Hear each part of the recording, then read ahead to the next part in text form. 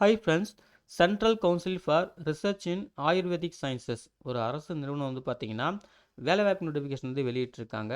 அதை பற்றின முக்கியமான விவரங்களை பார்க்கலாம். அதாவது வேரியஸ் குரூப்புக்கு ஓகேங்களா. Group A, group B, group C போஸ்ட்டுக்கு வந்து பார்த்தீங்கன்னா வேலைவாய்ப்பு வந்து அறிவிச்சிருக்காங்க. ஸோ முக்கியமான தேதிகள் பார்ப்போம். ஆன்லைன் அப்ளிகேஷன் வந்து பார்த்தீங்கன்னா ஆகஸ்ட் 1 அன்றைக்கே ஓப்பன் பண்ணிட்டாங்க. லாஸ்ட் டேட் வந்து அப்ளை பண்ணுறதுக்கு ஆகஸ்ட் 31 தான் லாஸ்ட் டேட்டு. ஃபீஸ் பே பண்ணுறதுக்குமே இதே தான் லாஸ்ட் டேட்டு. கரெக்ஷன் பண்ணுற விண்டோ வந்து பார்த்தீங்கன்னா செப்டம்பர் 3லேருந்து செப்டம்பர் 5 2025 இந்த 3 டேஸ் வந்து ஓப்பன் இருக்கும்னு சொல்லியிருக்காங்க. ஸோ அப்போ டைமில் நீங்கள் வந்து கரெக்ஷன் பண்ணிக்கலாம்.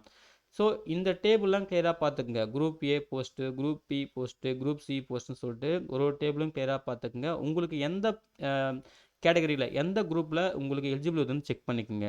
ஸோ ஒவ்வொரு டேபிள்லையும் வந்து பார்த்தீங்கன்னா சீரியல் நம்பர், என்ன போஸ்ட்டுக்கு அப்ளை பண்ண போகிறீங்க, அதுலேயே வந்து பார்த்தீங்கன்னா பே ஸ்கேல் கொடுத்துருப்பாங்க. அப்புறம் அதுக்கு எவ்வளோ வேக்கன்சி இருக்குது, அந்த வேக்கன்சி எந்த கோட்டாக்கு வருது, எவ்வளோ மேக்ஸிமம் ஏஜ் லிமிட்டு, அப்புறம் என்ன எஜுகேஷன் குவாலிஃபிகேஷன், எக்ஸ்பீரியன்ஸ் ஏதாவது கேட்குறாங்களா அப்படின்னு சொல்லிட்டு ஒவ்வொரு group A, group B, group C போஸ்ட்டில் அந்த டேபிளில் வந்து நீங்கள் கிளியராக செக் பண்ணிக்கணும். ஸோ நான் ஓவராலாக சொல்லிடுறேன். இதில் வந்து பார்த்தீங்கன்னா டாக்டருக்கு படித்தவங்க, எம்டி படித்தவங்க, பிஎஸ்சி நர்சிங் படித்தவங்க, எம்டி எம்பிபிஎஸ் அது மாதிரி படித்தவங்க, எனி டிகிரி படித்தவங்க, 12th படித்தவங்க, 10th படித்தவங்கன்னு சொல்லிட்டு அந்த group A, group B, group C கேட்டகரிக்கு ஏற்ற மாதிரி மாறும் ஓகேங்களா. பி ஃபார்ம், எம் ஃபார்ம் படித்தவங்க, ஸோ இந்த மாதிரி வந்து மோஸ்ட்லி எனி டிகிரி வரைக்குமே கேட்டிருக்காங்க. அதுக்கப்புறம் அடிஷ்னலாக 10th படித்தவங்க, 12th படித்தவங்கன்னு சொல்லிட்டு கேட்டிருக்காங்க. அப்புறம் ஒரு சில க்ரைட்டேரியா சர்டிஃபிகேட்ஸ் கேட்டிருக்காங்க, அவ்வளோதான் ஓகேங்களா. அப்புறம் ஒரு சில போஸ்ட்டுக்கு வந்து பார்த்தீங்கன்னா எக்ஸ்பீரியன்ஸ் கேட்டிருக்காங்க. ஒரு சில போஸ்ட்டுக்குலாம் எக்ஸ்பீரியன்ஸ் கேட்கல, ஃப்ரெஷர்ஸ்க்கே கேட்டிருக்காங்க ஓகேங்களா. ஸோ அந்த மாதிரிலாம் வந்து இருக்குது. நீங்கள் வந்து ஒவ்வொரு குரூப் டேபிளையும் கிளியராக வந்து பார்த்துக்கிறது நல்லது ஓகேங்களா. ஸோ என்ன போஸ்ட்டுக்கு நீங்கள் எலிஜிபிள், அந்த போஸ்ட்டுக்கு வந்து எவ்வளோ வேக்கன்சி, அந்த வேக்கன்சி வந்து ஒவ்வொரு கோட்டாக்கும் எப்படி பிரிச்சிருக்காங்க, நம்ம கோட்டாக்கு வந்து வேக்கன்சி இருக்கான்னு செக் பண்ணிக்கோங்க. மேக்ஸிமம் ஏஜ் லிமிட் என்ன, என்ன எஜுகேஷன் குவாலிஃபிகேஷன், என்ன எக்ஸ்பீரியன்ஸ் கேட்குறாங்களா, இல்லை ஃப்ரெஷர்ஸே கேட்குறாங்களா, என்ன நாலேஜ் தேவைப்படுது, கம்ப்யூட்டர் நாலேஜ் தேவைப்படுதா, இல்லை ஏதாவது ஒரு டெக்னிக்கல் நாலேஜ் தேவைப்படுதா அப்படின்னு சொல்லிட்டு நீங்கள் டேபிளில் கிளியராக பார்த்துக்கிறது ரொம்ப நல்லது சரிங்களா.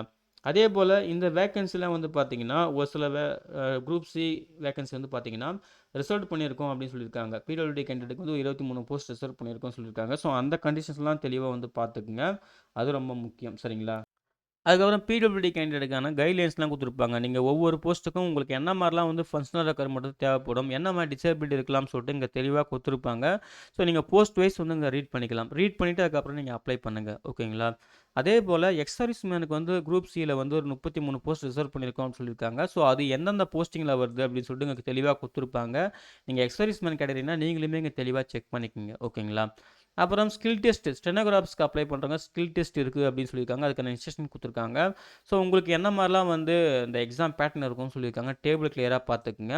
அப்புறம் இன்ஸ்ட்ரக்ஷன்லாம் கொடுத்துருக்காங்க. என்ன மாதிரிலாம் நீங்கள் வந்து மிஸ்டேக் பண்ணலாம் அப்படின்னு சொல்லிட்டு, பர்சன்டேஜ் ஆஃப் எரர் எப்படி கால்குலேட் பண்ணுவாங்க அப்படின்னு சொல்லிட்டு தெளிவாக கொடுத்துருக்காங்க. அதை பார்த்துக்குங்க. அதுக்கப்புறம் அப்பர் டிவிஷன் கிளர்க்குக்கான அந்த செலெக்ஷன் ப்ரொசீஜர் கொடுத்துருக்காங்க. உங்களுக்கு வந்து சிபிடி இருக்குன்னு சொல்லியிருக்காங்க. அப்புறம் டைப்பிங் டெஸ்ட் இருக்குன்னு சொல்லியிருக்காங்க. அதுக்கான இன்ஸ்ட்ரக்ஷன்லாம் கொடுத்துருக்காங்க. நீங்களுமே தெளிவாக பார்த்துக்குங்க. அப்புறம் டிரான்ஸ்லேட்டர் ஓகேங்களா, ஹிந்தி அசிஸ்டன்ட் அப்படின்னு சொல்லிட்டு அந்த போஸ்ட்டுக்கு டிரான்ஸ்லேட்டர் ஸ்கில் டெஸ்ட் வைப்போம்னு சொல்லியிருக்காங்க. அதுக்கான இன்ஸ்ட்ரக்ஷன் கொடுத்துருக்காங்க. ஸோ அதையும் வந்து பார்த்துக்குங்க சரிங்களா. அதுக்கப்புறம் வந்து பார்த்தீங்கன்னா செலெக்ஷன் ப்ரொசீஜர் ஓவரலாக சொல்லியிருக்காங்க.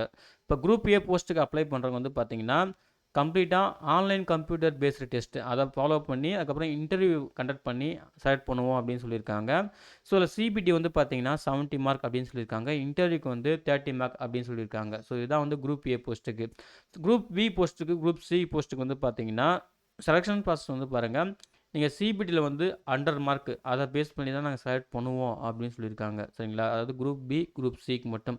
சிபிடிக்கு வந்து அந்த 100 மார்க் அதை பேஸ் பண்ணி தான் நாங்கள் செலக்ட் பண்ணுவோம்னு தெளிவாக கொடுத்துருக்காங்க.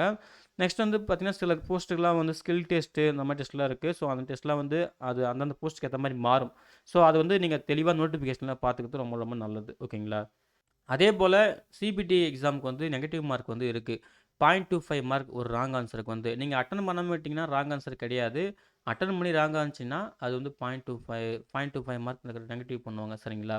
அதுக்கப்புறம் வந்து இது கொஸ்டின் பேப்பர் வந்து பார்த்தீங்கன்னா இங்கிலீஷ், ஹிந்தி 2 லாங்குவேஜில் செட் பண்ணுவோம் அப்படின்னு சொல்லியிருக்காங்க. அதையும் நோட் பண்ணிக்கோங்க.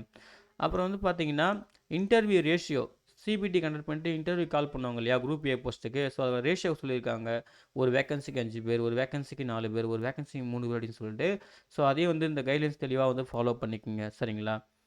நெக்ஸ்ட் வந்து பார்த்தீங்கன்னா சிபிடி எக்ஸாமுக்கான டீட்டெயில்டு கைட்லைன்ஸ் குடுத்துருக்காங்க. ஸோ ஒவ்வொரு போஸ்ட்டுக்கும் சிலபஸ் வந்து என்ன மாரி டாபிக்ஸ்லாம் இருக்கு. ஸோ எவ்வளோ மார்க் மேக்ஸிமம் மார்க் எவ்வளோ கேட்போம் அப்படின்னு சொல்லிட்டு இந்த டேபிள்ல வந்து குடுத்துருக்காங்க. அந்த டேபிள் வந்து கிளியரா பார்த்துக்குங்க. ஒவ்வொரு போஸ்ட் வைஸாவும் பார்த்துக்குங்க. ரொம்ப முக்கியம். ஓகேங்களா? நெக்ஸ்ட் வந்து பார்த்தீங்கன்னா, அப்ளிகேஷன் ஃபீஸ். அப்ளிகேஷன் ஃபீஸ் வந்து பாருங்க. ஸோ இதில குரூப் வைஸ் சொல்லியிருப்பாங்க. குரூப் ஏக்கு நீங்கள் அப்ளை பண்ணுற மாரி இருந்தீங்கன்னா, உங்களுக்கு வந்து ப்ராசஸிங் ஃபீஸ் 500 அதுக்கப்புறம் வந்து எக்ஸாம் ஃபீஸ் வந்து 1000 அப்படின்னு சொல்லிட்டு இருக்கும். ஸோ டோட்டலா 1500 பே பண்ணுற மாரி இருக்கும் அப்படின்னு சொல்லிட்டு நினைக்கிறேன். நீங்க அப்ளை பண்ணும்போது உங்களுக்கு ஜெனரேட் ஆகும். சரிங்களா? அது இங்க பாருங்க ப்ராசஸிங் ஃபீஸ் 500 எக்ஸாம் ஃபீஸ் 1000 சொல்லியிருக்காங்க. இது யூஆர் ஓபிசி கேட்டகரிக்கு தான். குரூப் பிக்கு வந்து பார்த்தீங்கன்னா, ப்ராசஸிங் ஃபீஸ் 200 எக்ஸாம் ஃபீஸ் வந்து 500 ஸோ டோட்டலா 700 வருது. குரூப் சிக்கு வந்து பார்த்தீங்கன்னா, ப்ராசஸிங் ஃபீஸ் வந்து 100 எக்ஸாம் ஃபீஸ் வந்து பார்த்தீங்கன்னா 200 அப்படின்னு சொல்லியிருக்காங்க. டோட்டலா 300 வருது. ஆனா SC, ST, PWD, EWS, women candidate, ex serviceman candidate இவங்களுக்குலாம் வந்து ஃபீஸ் எதுவும் கிடையாது. எந்த போஸ்ட்டுக்கும் சரி group A, group B, group C எந்த கேட்டகரி அப்ளை பண்ணாலும் உங்களுக்கு ஃபீஸ் கிடையாது. அதர்ஸ்க்கு மட்டும் தான் வந்து இந்த ஃபீஸ். அத தெளிவா வந்து பார்த்துக்குங்க.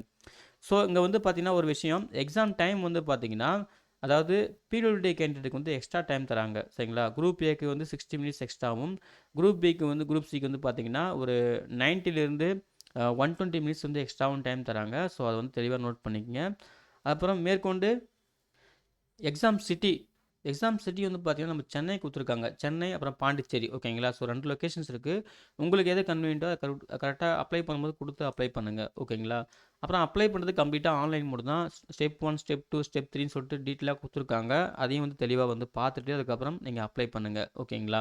அப்புறம் என்ன டாக்குமெண்ட் தேவைப்படும், என்ன சைஸ், என்ன ஃபார்மேட்ன்னு சொல்லிட்டு தெளிவா இன்ஸ்ட்ரக்ஷன் குடுத்துருக்காங்க. ஸோ ஒன் பை ஒன்னா ரீட் பண்ணிட்டு நீங்க மிஸ்டேக் இல்லாம அப்ளை பண்ணுங்க. இதுக்கு இந்தியன் சிட்டிசன்ஸ் யார் வேணாலும் அப்ளை பண்ணலாம். எலிஜிபிள் அப்படின்னு சொல்லியிருக்காங்க. ஸோ அதையும் வந்து நோட் பண்ணிக்கங்க. Number of vacancy maybe change ஆகலாம். ஸோ ஒவ்வொரு போஸ்ட்டுக்கும் வேகன்சி வந்து குடுத்துருக்காங்க. அத தெளிவா பார்த்துக்கங்க. சில போஸ்ட்டுக்கு அதிகமா இருக்கும், சில போஸ்ட் கம்மியா இருக்கும். ஸோ தெளிவா பார்த்துக்கங்க. உங்க கோட்டாக்கு எவ்வளோ வேகன்சி இருக்குன்னு பார்த்துக்கங்க. ஸோ வேகன்சி மேபி சேஞ்ச் ஆகலாம் அப்படின்னு சொல்லியிருக்காங்க. அதையும் நோட் பண்ணிக்கங்க. லாஸ்ட்டா வந்து கேரக்டர் அன்டீசென்ட் வெரிஃபிகேஷன் வந்து இருக்கும் அப்படின்னு சொல்லியிருக்காங்க. அன்டீசென்ட் வெரிஃபிகேஷன் இருக்குன்னு சொல்லியிருக்காங்க. ஸோ அதெல்லாம் செக் பண்ணி தான் உங்களுக்கு அப்பாயின்மெண்ட்டே குடுப்போம் அப்படின்னு சொல்லியிருக்காங்க. அதையும் நோட் பண்ணிக்கங்க. சரிங்களா? ஸோ அவ்வளோதான் ஃப்ரெண்ட்ஸ். இதுதான் வந்து பார்த்தீங்கன்னா, சிசிஆர்ஏஎஸ் அதாவது central council for research in Ayurvedic sciences government of India ஓகேங்களா? இவங்க அறிவிச்சிருந்த வேரியஸ் குரூப் போஸ்ட்டுக்கான முக்கியமான விவரங்கள். இந்த ஜாபுக்கு அப்ளை பண்ணுறதுக்கு லாஸ்ட் டேட் வந்து 31 ஆகஸ்ட் 2025. ஸோ நோட்டிஃபிகேஷனை கிளியராக பாருங்கள். பார்த்துட்டு உங்களுக்கு என்ன குரூப் வந்து எலிஜிபிளாக இருக்குது, என்ன போஸ்ட் எலிஜிபிளாக இருக்குது அதெல்லாம் தெளிவாக செக் பண்ணிவிட்டு எலிஜிபிலிட்டி எல்லாம் மீட் ஆச்சுன்னா ஆன்லைனில் மிஸ்டேக் இல்லாமல் அப்ளை பண்ணுங்கள். இந்த நோட்டிஃபிகேஷன் டவுன்லோட் பண்ணுறதுக்கான லிங்க்கையும் ஆன்லைனில் அப்ளை பண்ணுறதுக்கான லிங்க்கையும் இந்த வீடியோ டிஸ்கிரிப்ஷனில் தரேன். செக் பண்ணி நீங்களும் யூஸ் பண்ணிக்கோங்க. அப்ளை பண்ணுற எல்லாருக்கும் wish you all the best. Thank you.